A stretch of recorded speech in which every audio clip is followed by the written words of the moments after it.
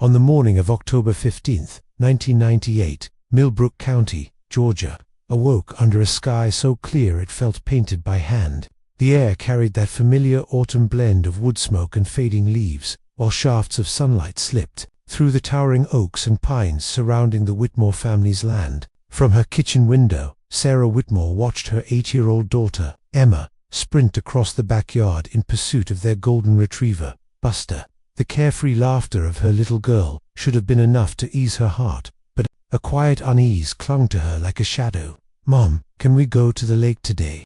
Emma shouted, cheeks flushed with joy as Buster's tail wagged with boundless optimism. Sarah smiled but checked the clock above the stove. It was 9:47. Her husband David, who had left precisely at 8 for his usual morning run, had not returned. For 5 years, every Saturday without fail, he followed the same forest trail, a winding path that stretched deep into the Georgia wilderness. David was a man of discipline, shaped by military service. So punctual he still tucked hospital corners on their bed and could time his coffee brewing to the minute. Yet today, he was late. The Witmore home, a modest ranch-style house set on 12 acres of inherited land, held a history Sarah and David vowed never to sell, no matter how tempting developers made it. With its private pond, thick woods, and proximity to Atlanta, it was prime land, but to David, it was Emma's childhood and the family's roots built into Georgia's red clay. Sarah dialed his cell phone again and again, but each time his calm recorded voice filled the silence. "You've reached David Witmore. Leave a message." The beep lingered in the air like an accusation. Her unease grew heavy, and when she finally called Emma inside, the child's expression shifted instantly, reading the worry etched into her mother's face. "Is something wrong with Daddy?" she asked, her wide blue eyes mirroring David's. Sarah forced a steady tone. "I'm sure he's fine. Maybe he ran into someone on the trail." But she knew she was lying. David didn't lose track of time. He didn't stray from routines. He didn't leave his family waiting. By noon, Sarah's fear overcame her hope. She called the Milbrook County Sheriff's Department, and within 20 minutes, Deputy Martinez arrived, a soft-spoken woman in her 30s. She carried a small leather notebook and asked careful but pointed questions. Had there been marital issues, financial strain, any changes in David's mood? Sarah bristled, feeling as though she had to defend her husband to a stranger. She painted a picture of the man she knew, devoted father, steady worker at the county water treatment plant, the man who still read Emma bedtime stories and brought her flowers on their anniversary, a man who lived for his family. Martinez listened gently, then remarked, "Sometimes people carry reasons we can't cease. Sometimes they think they're protecting the ones they love." That afternoon, the search began. Members of their Methodist church showed up first, followed by David's co-workers and neighbors, many of whom Sarah barely knew. Armed with walkie-talkies and bright orange safety vests, they fanned out into the labyrinth of trails that David had traversed countless times. The same woods that once felt like a sanctuary now loomed ominous, their shadows stretching like secrets waiting to be uncovered. Emma begged to join despite Sarah's protests. "Daddy taught me to whistle really loud," she insisted, unleashing a sharp, piercing call that made Buster bark in answer. "He'll hear me and come home." The certainty in her small voice broke Sarah's heart because deep down, she feared that this time the sound would carry only into silence as the sun dipped below the horizon and shadows stretched long. Across the Witmore property, Sarah found herself in a living room that no longer felt like her own. Friends and neighbors filled the space, balancing plates of casserole and cups of coffee, their hushed voices weaving together into a low chorus of sympathy and speculation. It smelled like a church potluck, warm and familiar. Yet beneath it all pulsed the unspoken truth. No one knew where David was. Emma, her small voice occasionally breaking through the murmur, kept asking when her father would come home, each question striking Sarah like a blow she couldn't answer. The front door opened again, this time revealing Sheriff Patricia Coleman, her tall frame and silver-streaked hair lending her an air of quiet authority. Sarah had voted for her just the year before, drawn to her 20 years of service with the Georgia Bureau of Investigation and the reputation she carried for being relentless but fair. The sheriff's presence commanded attention without force, and when she sat across from Sarah, her tone was firm yet gentle. "I need to ask you some difficult questions," she began, "but I want you to know we will do everything possible to find your husband." Emma clung to Sarah's side, grounding her as the questions came one after another. Had David ever spoken of enemies, workplace disputes, neighbors who held grudges? Sarah shook her head, her voice trembling with conviction. David was the kind of man who stopped to help strangers change tires, who gave without expecting in return. He wasn't someone people fought with, he was someone people trusted. Coleman's pen scratched across her notebook, each word captured like evidence, before she pressed on. What about this morning? Did anything seem unusual? Sarah closed her eyes, pulling from memory the final moments of normalcy. David pouring coffee, skimming the paper, pressing a kiss to her cheek and Emma's forehead, before stepping out the door in his worn blue running shorts and that tattered army t-shirt she had long threatened to replace. He had carried only a water bottle and his house key. His wallet still sat on the dresser, his car keys untouched on the counter. The weight of that detail sank into the room. A man planning to walk away would have taken his wallet. A man taken against his will might not have had the chance. If someone had intercepted him, it had been deep within the wilderness, far from where screams could carry. That night, when the volunteers finally drifted home and Emma surrendered to restless sleep, Sarah lingered in the silence of her bedroom. David's side of the bed looked undisturbed, his reading glasses still folded neatly atop the biography of Ulysses S. Grant he had been slowly savoring, his pillow carrying the faint scent of his shampoo. She pressed it to her chest, clinging to the illusion that if she closed her eyes tightly enough, she might wake to find this day was just a cruel dream. Outside, the Georgia night buzzed with the life of the forest. An owl's hoot, the scurry of unseen animals, the lonely cry of coyotes that had wandered down from the mountains. Sheriff Coleman had promised tomorrow would bring more dogs, helicopters if the skies allowed, interviews with every hiker who might have crossed David's path. They would turn over every stone. Yet, as Sarah lay down, still clothed from the morning, her body aching from 12 hours of dread, she couldn't silence the thought pressing on her heart.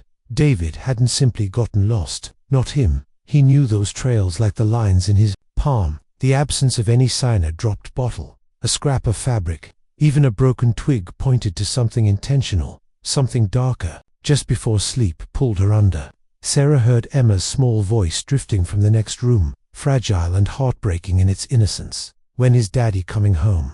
And in that haunting question, Sarah felt the sharp edge of a truth she wasn't ready to name. The question that haunted Emma in her sleep, when Daddy was coming home, would remain unanswered for 27 long years. The search for David Witmore consumed the community for 6 relentless weeks, growing into the largest missing person investigation in Milbrook County's history. Volunteers scoured every inch of the wilderness, trails, creek beds, even forgotten hunting cabins within a 20-mile radius. The Georgia Bureau of Investigation deployed cadaver dogs, specialist teams, and ground-penetrating radar. Local news stations broadcast David's photograph across the southeast, his steady eyes staring out from every living room screen, while Sarah pleaded for information that never came. She took leave from her job at the county library, spending daylight hours in strategy sessions with law enforcement and nighttime hours wrapped around her daughter, listening to Emma's muffled sobs as the child cried herself to sleep. At just 8 years old, Emma had stopped asking when her father would return. Instead, she had retreated into silence, skipping meals and standing for hours at the living room window, her small frame rigid with hope, as though her gaze alone might draw him back. Children are resilient, the grief counselor assured Sarah during their twice-weekly sessions, insisting Emma would adapt in time. But Sarah could see her daughter's spirit flickering, dimming like a candle burning itself out. Meanwhile, theories swirled like wildfire. David had ended his own life in the woods, though he'd shown no sign of despair, and had been planning Emma's birthday party. Perhaps he'd run away with another woman, though financial records revealed no secret accounts, no hidden communication. Others whispered he'd stumbled across a crime and been silenced, though Milbrook County's quiet trails seemed an unlikely setting for such danger. Every Tuesday, Sheriff Patricia Coleman returned to Sarah's kitchen table with a folder of updates that offered less hope each week. The physical search had stretched across nearly 50 square miles. Investigators had interviewed over 200 people, and David's photo had been circulated through 3 states. Yet the Georgia wilderness was vast and merciless. By late November, even the most optimistic officers began murmuring words like presumed deceased and closure. terms that felt like daggers in Sarah's chest. That Tuesday, the sheriff slid a manila folder across the table.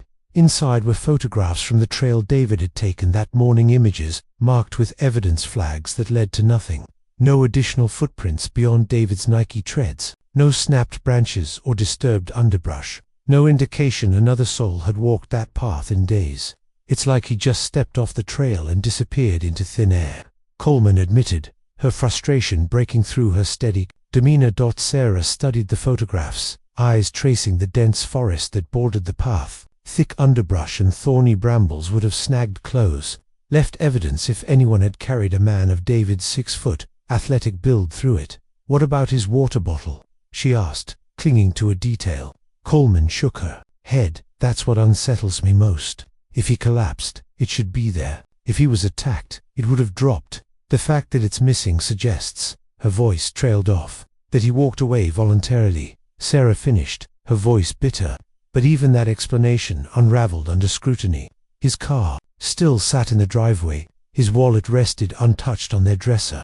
His life insurance policy remained active, his accounts untouched. If he had chosen to disappear, he had done so without the tools or money to survive elsewhere. When Christmas came, it arrived like a cruel reminder. Emma unwrapped her gifts with robotic politeness, her excitement extinguished, while Sarah fought tears as she hung David's stocking by the fireplace, knowing it would remain empty.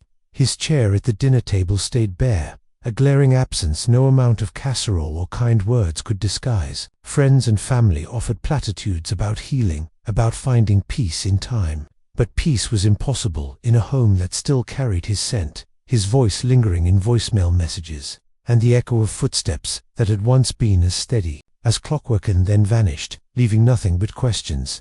But Sarah wasn't ready to accept peace because peace felt like surrender, and surrender felt like betraying the man who had kissed her goodbye on what should have been just another ordinary morning. In January, the courts declared David Witmore legally presumed dead, a ruling that unlocked the labyrinth of paperwork required to process life insurance and settle financial matters. Georgia law was clear. After 4 months with no trace, the state considered it unlikely a man could simply vanish into obscurity. The payout provided Sarah and Emma stability, but no comfort. With a portion of the money, Sarah hired Marcus Webb, a grizzled former detective turned private investigator, known for his tenacity in finding people who didn't want to be found. For 3 months he re-interviewed witnesses, re-examined evidence, and retested every theory the police had abandoned. His report was precise, professional and devastatingly inconclusive. "Your husband didn't run away," he told Sarah. "Men who abandon their families take cash, documents, credit cards. They leave some kind of mark, even if it's just divorce papers. David left nothing because he had no chance to." Sarah's voice cracked as she asked a question that haunted her nights. "Then what happened to him?" Webb leaned back, his eyes heavy with the weight of hard-earned truth. "When someone disappears this completely, it usually means one of 2 things. Either the body is hidden where we haven't looked, or it was destroyed." "I know it's brutal, but no." Sarah cut him off. "It's what I need to hear. I need to know I'm not crazy to believe he would never just leave us." His conclusion gave her a grim kind of validation, but not closure. If David was gone, then where was his body? And if he was murdered, who was responsible and why? The torment lingered like a shadow she could never shake. Life moved forward with cruel indifference. Emma entered 4th grade, her father's absence etched into the quiet way she carried herself. Sarah returned to her job at the library, finding solace in routine and in helping others discover what they sought, even as she could not find what she needed most. Well-meaning patrons asked the same questions. "Any news? Any updates? How are you holding up?" Sarah learned to offer polite, practiced answers that kept the wounds from reopening. Years drifted by under the peculiar weight of unresolved grief. Emma grew into a reserved teenager, her silence a shield against questions she couldn't answer, though she kept her father's photograph on her dresser as a silent vigil. Sarah herself tried dating, tentative connections that fizzled before they could bloom, because how could she explain to someone new that part of her heart still belonged to a ghost? The Witmore house became both a refuge and a prison, its walls steeped in memories she couldn't abandon yet couldn't fully live inside. Sheriff Coleman retired in 2005, replaced by a younger man who reviewed David's case with fresh eyes only to reach the same dead ends. By 2007, the Georgia Bureau of Investigation officially closed the file, promising it would reopen if new evidence emerged. But by 2010, the community had shifted its focus. Two fresher tragedies. David Witmore's disappearance became folklore, a campfire story about how even the best of men could vanish into the Georgia woods without a trace. Sarah resigned herself to a life balanced on the knife's edge between hope and resignation. And a rainy Tuesday morning in March of 2025, when her phone rang with a call that would shatter the silence of 27 years. At last, someone had found something, and this time it might hold the answers she had been waiting for since the day her husband disappeared. The voice on the other end of the phone belonged to Detective Angela Reyes from the Georgia Bureau of Investigation's Cold Case Unit, and her words made Sarah's world tilt. 2 days earlier, researchers conducting a wetlands survey in the Okefenokee Swamp, nearly 60 miles south of where David had vanished, had stumbled upon something buried in the mud. "Mrs. Witmore," Reyes said in a voice balanced between compassion and professionalism, "we found a safe that may be connected to your husband's disappearance." Sarah set her coffee cup down with trembling hands, her heart pounding with the weight of 27 years collapsing into this single moment. Emma was 35 now, a pediatric nurse in Savannah, married with children of her own. Yet despite time and distance, Sarah had never left the house where she'd loved David, where she'd lost him, and where she'd spent decades as the unwilling keeper of his memory. "What kind of safe?" she asked, though dread already churned in her stomach. "A large gun safe," Reyes explained, "heavily corroded and half submerged. We haven't opened it yet, but there are markings on the exterior that suggest a possible connection." Sarah closed her eyes, the weight of nearly 3 decades pressing down on her shoulders like a heavy coat she'd worn too long. She had imagined this moment countless times, wondered if she would live to see it, and now that it was here, she wasn't sure she wanted the truth at all. Still, she asked when they needed her. "As soon as possible," Reyes said gently. "I can't promise what's inside will give you closure, but after all these years, you deserve to know what we've found." That afternoon, Sarah made 2 phone calls. The first was to Emma, who listened in stunned silence before promising to drive up that night. The second was to her brother Tom, now retired in Florida, but always the steady anchor of her family. "I never thought this day would come," Tom said, his voice thick with emotion. "Are you ready for this, Sarah? Sometimes the truth hurts more than the mystery." Standing at her kitchen window, staring out at the backyard where Emma had once chased Buster on that last ordinary morning, Sarah answered quietly, "I have to know. Emma deserves to know. We all deserve to know." The meeting was set for the next morning at the GBI field office in Macon. That night, Sarah barely slept, her mind spiraling through possibilities. What if the safe revealed David had been involved in something terrible? What if it contained evidence of his murder? Or worse, what if it held nothing at all, just another dead end in a case defined by them? At 10 o'clock, Emma arrived from Savannah, her face carrying the same storm of hope and fear reflected in Sarah's own. They sat together in the same living room where, 27 years earlier, they had waited for David to walk back through the door, their hands clasped tightly as they braced themselves for answers that might finally end their long vigil. "I used to dream about this," Emma admitted softly, her face lit by the warm glow of the lamp. "I used to imagine someday we'd know, but now that it's here, I'm scared." Sarah squeezed her daughter's hand. "So am I, but whatever it is, we'll face it together, like we always have." Outside, the Georgia night stirred with familiar sounds, the distant call of coyotes, the steady chorus of crickets. But tonight, it no longer felt menacing.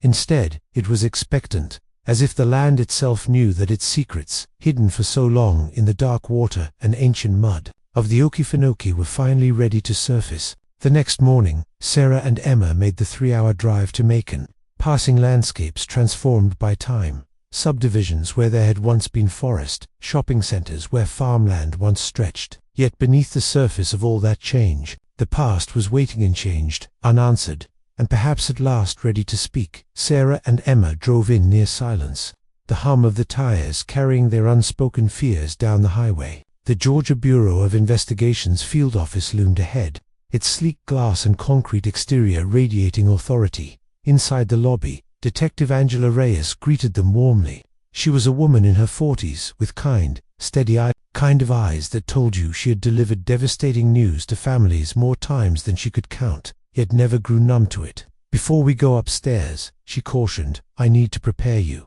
The safe is in terrible condition. It's been underwater for decades. The corrosion is severe, and opening it without destroying evidence has been a delicate process." She guided them down a hallway lined with framed photographs of Georgia's finest, their watchful faces like silent witnesses to what was about to unfold. The laboratory they entered was sterile and bright, its walls lined with machines Sarah couldn't identify, but which made clear that serious work was done here.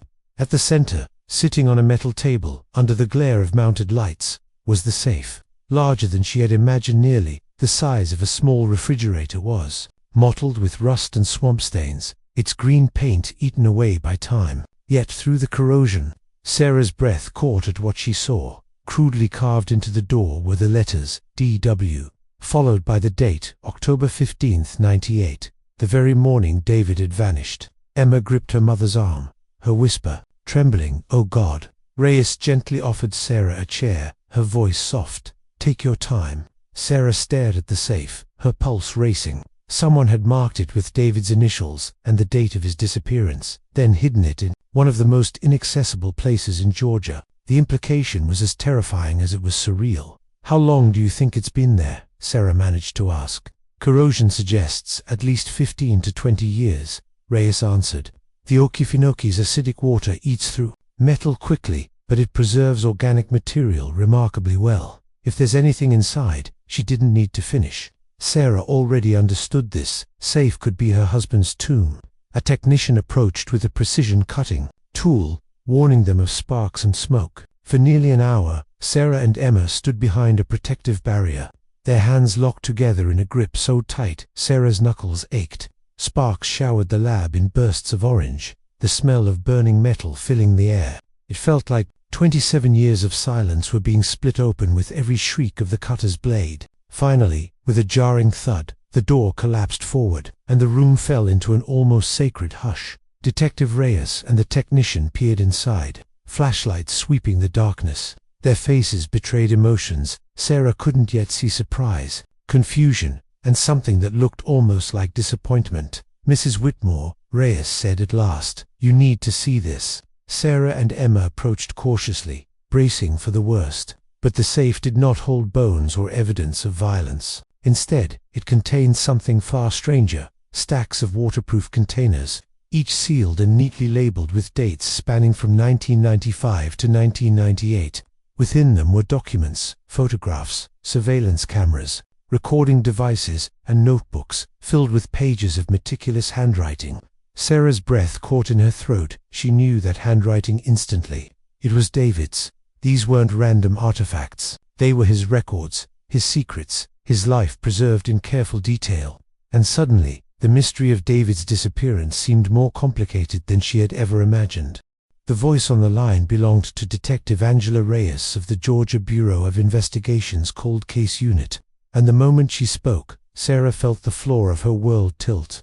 2 days earlier, researchers surveying the Okefenokee Swamp, nearly 60 miles south of where David had vanished, had discovered something buried deep in the mud. "Mrs. Witmore," Reyes said, her tone carefully measured between empathy and professionalism, "we've recovered a safe that may be connected to your husband's disappearance." Sarah set her coffee cup down with trembling hands, her pulse thundering as 27 years of uncertainty pressed into this single moment. Emma was 35 now, a wife, a mother, and a pediatric nurse in Savannah. But Sarah had never remarried, never moved from the house where she had loved and lost David, and had lived all those years as the keeper of a story without an ending. "What kind of safe?" she asked, her voice unsteady.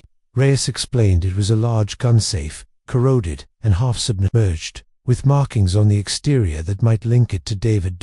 Sarah closed her eyes, the weight of decades settling over her like a heavy coat she had carried too long. She had imagined this call 1,000 times, wondered if she would live to hear it, and now that it had come, she wasn't sure she wanted the truth. Still, she asked when they needed her. "As soon as you can," Reyes replied gently. "I can't promise what's inside will bring closure, but you deserve to know what we've found." That afternoon, Sarah made 2 calls. The first was to Emma, who fell into stunned silence before vowing to drive up that night. The second was to her brother Tom, retired in Florida, but always the family's steady anchor. "I never thought this day would come," Tom said, his voice heavy with emotion. "Are you ready, Sarah?" Sometimes the truth is harder to carry than the mystery. Staring out her kitchen window at the backyard, where Emma once chased their golden retriever, Sarah whispered, "I have to know. Emma deserves to know. We all do." The meeting was set for the next morning at the GBI field office in Macon. That night, Sarah barely slept, her mind racing through every possibility: proof of David's murder, evidence of betrayal, or perhaps nothing at all, just another dead end in a case full of them. At 10, Emma arrived from Savannah, her face reflecting the same storm of hope and dread that churned inside Sarah. They sat together in the living room where, 27 years earlier, they had waited for David to return, hands intertwined, as if bracing against the tide of truth that was about to crash down. "I used to dream about this," Emma admitted quietly, her voice soft under the lamplight. "I imagined someday we'd finally know. But now that it's here, I'm scared." Sarah squeezed her daughter's hand. "So am I, but whatever it is, we'll face it together, just like we always have." Outside, the Georgia night whispered with familiar sounds, the distant cry of coyotes, the hum of crickets. But the air no longer felt threatening. It felt charged, as if the land itself was holding its breath, ready to reveal the secret it had guarded for nearly 3 decades. And so, with the dawn, Sarah and Emma set out for Macon, driving past subdivisions built over old forests and shopping centers where farmland once lay. The world around them had changed, but beneath the new asphalt and brick the past waited, patient, unyielding, and perhaps at last ready to speak. Whether David had been working undercover or was simply a private citizen who stumbled into a world he was never meant to see, the result was tragically the same. He lost his life protecting the people he loved from dangers they could never have imagined. "I think he was trying to do the right thing," Sarah said at last, her voice steady but heavy with emotion, "and I think he knew the price he might have to pay for it." That night, Sarah dreamed of David for the first time in years, but this time it wasn't the suffocating dreams of grief and absence that had haunted her since his disappearance. Instead, she saw him standing in their kitchen, coffee cup in hand, smiling at her with the same warmth he'd worn on that last morning together.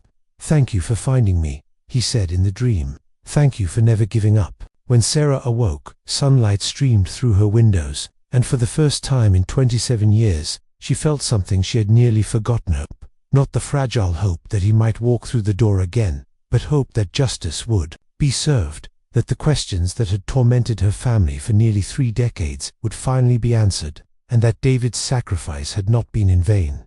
The contents of the safe began to unravel the truth. Dozens of cassette tapes, each carefully labeled, documented David's final months. The first tape Detective Reyes played for Sarah carried 47 minutes of hushed conversations echoing through what sounded like a warehouse. Male voices discussed drug shipments, laundering money, and eliminating problems, a euphemism that, paired with David's disappearance, chilled Sarah to her core. These recordings, combined with surveillance notes and financial records, revealed a sprawling criminal operation that used Georgia's wilderness as a hidden artery for trafficking cocaine from Florida to Atlanta and beyond. Dozens of people were involved, including several names Sarah recognized from her own community. "How did he even know to look for this?" Reyes asked, shaking her head as they pored over David's journals. "These aren't the kind of criminals who advertise." The answer appeared in David's own handwriting. Dated 6 months before he vanished. Saw Mr. at the water treatment plant after hours, again. 3rd time this month. He doesn't work weekends, but his truck was parked by the chemical storage building at 11 p.m. Something doesn't add up. Mr. was Marcus Riley, the maintenance supervisor at the very plant where David worked. According to David's meticulous notes, Riley had been exploiting his access to chemical storage to process raw cocaine into powder, running a hidden laboratory in a county facility under the guise of routine maintenance. What had begun as a concerned employee quietly documenting suspicious activity had spiraled into something much bigger. Riley wasn't alone. David's records mapped out truck drivers who ferried drugs across back roads, corrupt officials who provided protection, and money launderers who disguised profits behind legitimate businesses. He had identified at least 15 active participants, detailing their roles with a precision that mirrored the work of a trained investigator. But David wasn't law enforcement. He was a water treatment technician, a husband, and a father, who had stumbled into a criminal empire worth millions, and in his determination to expose it, he had unknowingly signed his own death warrant. David's military background had given him the discipline to track movements, keep meticulous notes, and gather evidence, but it hadn't prepared him for the brutal reality of what happened to ordinary men who crossed paths with organized crime. His documentation was so thorough, it eventually caught the attention of the FBI's Organized Crime Task Force, who began cross-referencing his findings against their own stalled investigations.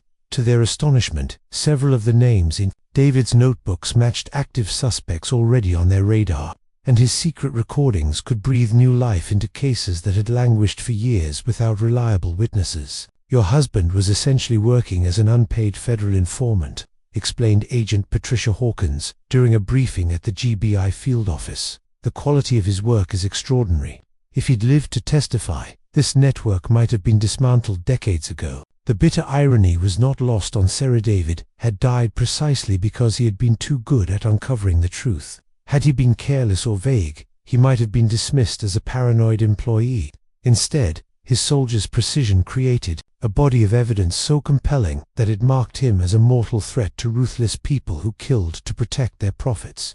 Emma, sitting beside her mother, finally gave voice to the question that weighed on them both. "Do you know who murdered him?" she asked, her tone sharp with the frustration of nearly 30 years of silence.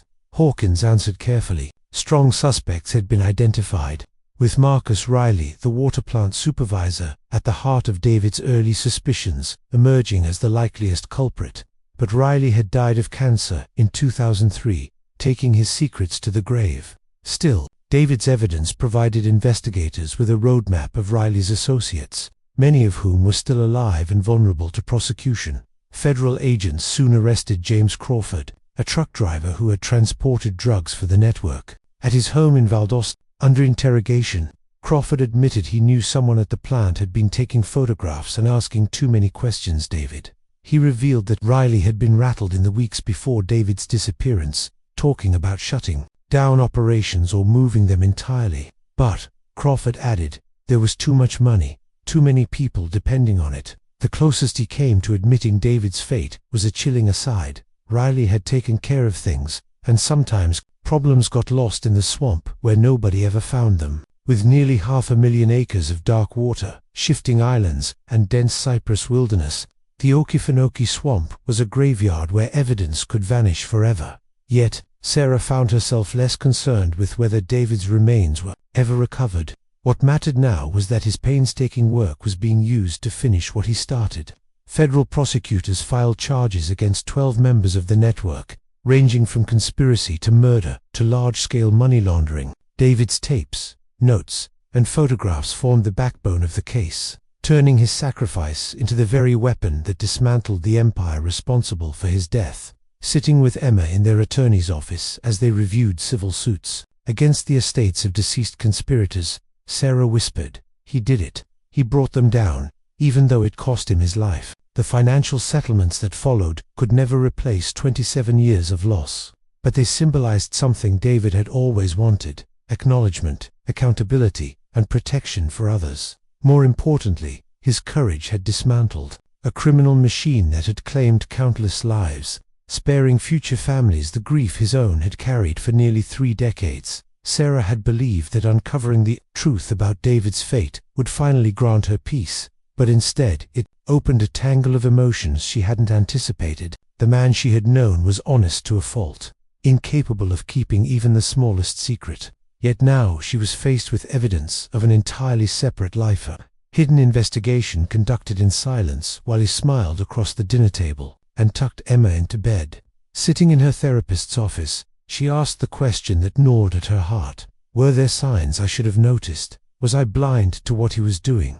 Dr. Martinez answered gently, "Your husband was protecting you. His secrecy wasn't about distrust, it was about love." Slowly, Sarah began to reconcile the two Davids in her mind, the devoted husband and father, and a man who risked everything to shine a light on darkness. They were not contradictions, she realized, but one and the same. Emma wrestled with the legacy in her own way. As a nurse who dedicated her career to saving lives, she understood the moral weight of what David had done. But as a daughter left fatherless, she couldn't entirely forgive his choice to carry the burden alone. He could have gone straight to the police, she insisted more than once. Sarah reminded her that David's notes had revealed corruption deep inside local law enforcement, with deputies tied directly to the trafficking network. In a small county where everyone knew everyone, David might have felt he couldn't trust anyone until he had proof so solid it couldn't be dismissed or buried. His caution had bought them evidence strong enough to take down the operation, but it had also cost him his life.